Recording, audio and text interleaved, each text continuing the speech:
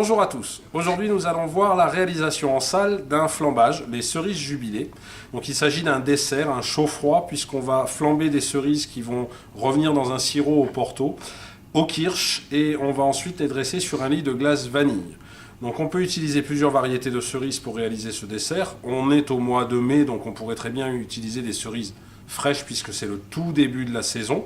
Mais il est d'usage d'utiliser plutôt des cerises au sirop, cerises griottes ou cerises amarènes. Aujourd'hui c'est le cas, j'ai des cerises amarènes dans un sirop très concentré en sucre.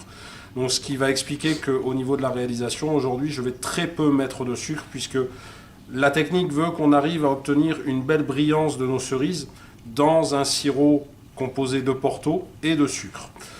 On va flamber au kirsch, donc je rappelle pour mémoire le kirsch eau de vie de cerise, plus particulièrement eau de vie de Guigne, une variété de cerise un petit peu acide, acidulée. Le Porto que j'utilise est un Porto Taoni aujourd'hui, c'est-à-dire un Porto qui est issu d'un assemblage. On a différentes catégories de Porto, on a les Porto Vintage qui sont les plus vieux Porto, les Late Bottle Vintage qui sont pareil des Portos, on va dire, d'un certain âge, on est sur au minimum 6 ans, et les Ruby et les Tawny. Tawny, on est sur une qualité de Porto assez intéressante puisqu'on a un Porto qui peut avoir vieilli 3-6 ans, on peut même avoir des Tawny millésimés, donc là aujourd'hui je suis sur un Tawny plutôt jeune.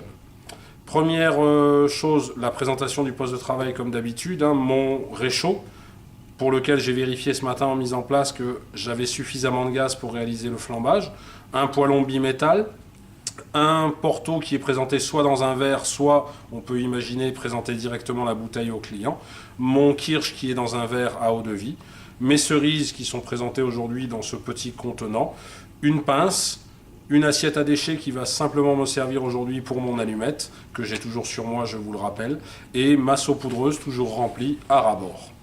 Première opération, comme d'habitude, allumer mon réchaud, donc ma boîte d'allumettes est sur moi. Je ne cherche pas au moment du flambage où est ma boîte d'allumettes. Il s'agit, je le rappelle, d'une boîte d'allumettes discrète. J'allume mon réchaud.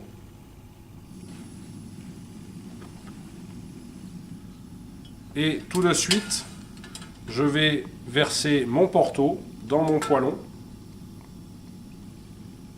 Et je vais chercher l'ébullition et une certaine réduction de celui-ci. Donc je n'hésite pas à lancer ma flamme. Alors attention, on est sur un produit alcoolisé, donc on ne cherche pas à flamber le Porto. Donc on évite de bouger le poêlon de façon à ce que lorsque les vapeurs vont commencer à monter, elles soient en contact avec la flamme et donc s'embrasent. Je répète, il ne faut pas flamber le Porto. On cherche simplement à obtenir une réduction, donc une certaine bulle, une certaine densité, de façon ensuite à enrober nos cerises de ce petit mélange. On va saupoudrer légèrement, je répète, aujourd'hui de sucre pour éviter d'avoir un dessert trop sucré.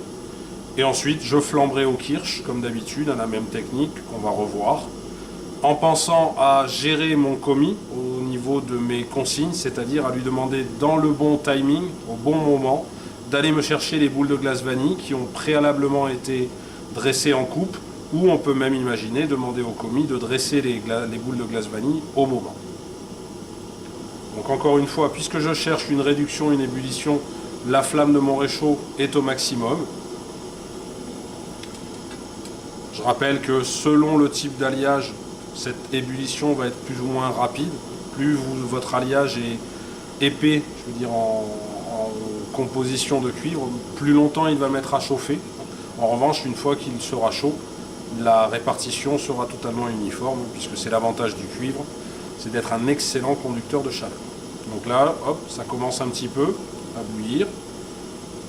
Je vais attendre que ça boue franchement.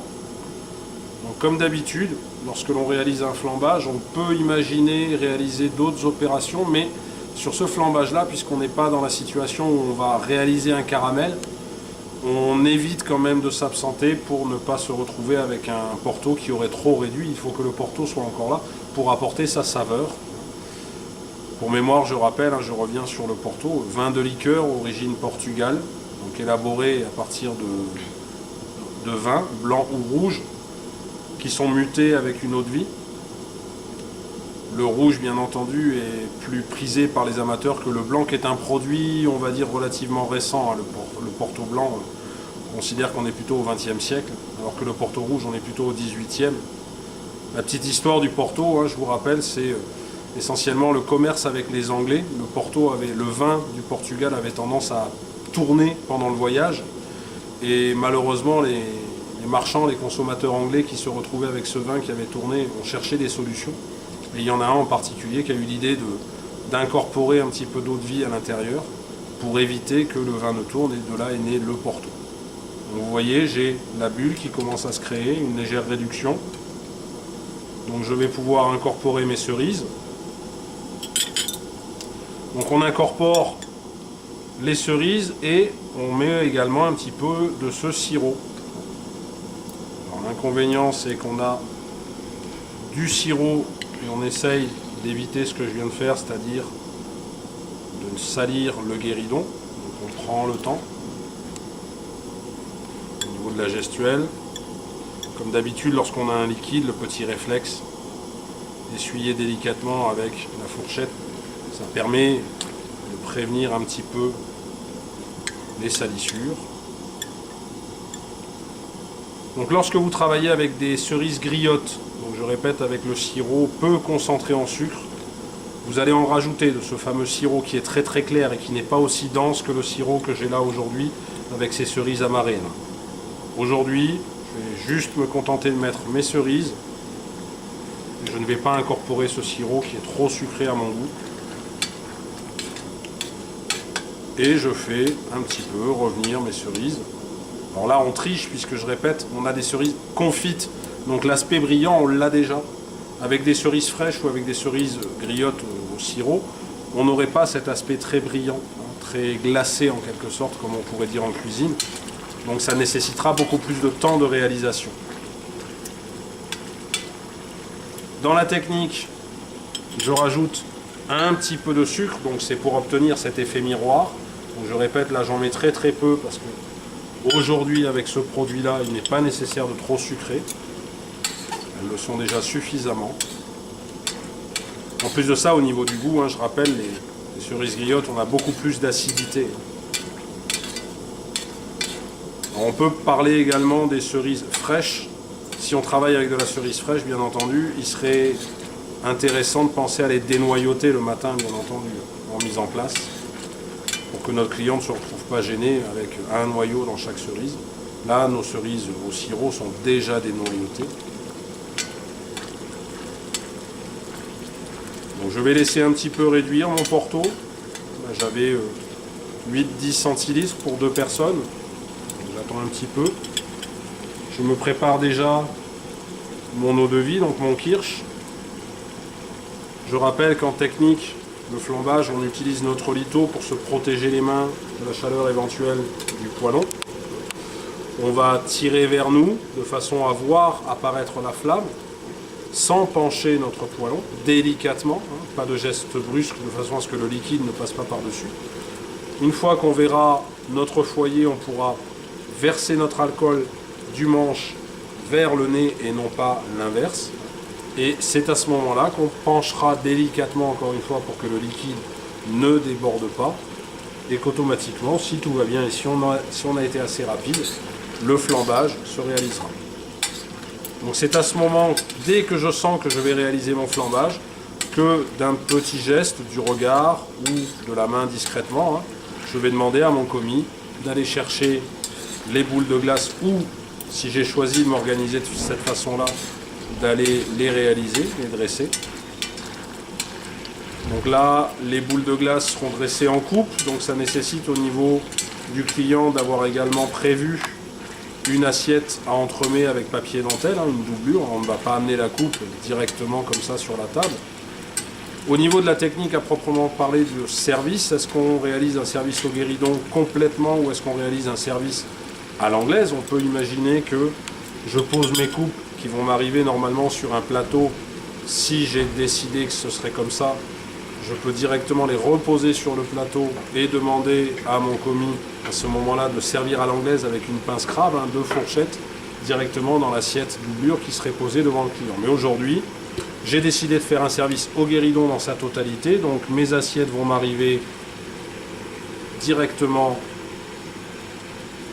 sur sur la doublure avec le petit papier dentelle. Vous voyez la belle bulle, hein, la belle concentration. J'ai une réduction du sirop. Il m'en reste, il me reste du Porto, donc je répète, la flamme est à fond. Je me protège les mains de la chaleur, je tire vers moi, je verse mon alcool, je penche et je flambe. Il serait d'usage, comme la plupart du temps lorsqu'on flambe des fruits, de saupoudrer à nouveau avec un petit peu de sucre, mais aujourd'hui, je répète, encore une fois, avec ce produit-là, déjà très fortement sucré, je préfère ne pas rajouter à ce goût sucré, pour ne pas écœurer un petit peu mes clients. Je n'hésite pas à mélanger pendant que ça flambe. Mon flambage est terminé, je peux couper la flamme de mon réchaud et réaliser mon dressage directement dans les coupes. Donc là, j'ai la quantité pour 2 belles coupes. Le service doit être assez rapide néanmoins pour que la glace soit encore en l'état. Bien entendu, je vais proposer un petit peu de ce sirop, composé à la fois du sirop des cerises et du Porto réduit. Pendant que j'ai dressé la première assiette que mon commis amène à mes clients de la main droite à droite, je réalise le dressage de la seconde coupe. Vous voyez qu'à chaque fois j'ai ce petit réflexe qui consiste à essuyer pour éviter de ne trop salir soit ma nappe comme au premier coup, soit ma coupe, soit mon assiette. On a là un beau dessert, on est généreux. Le sirop.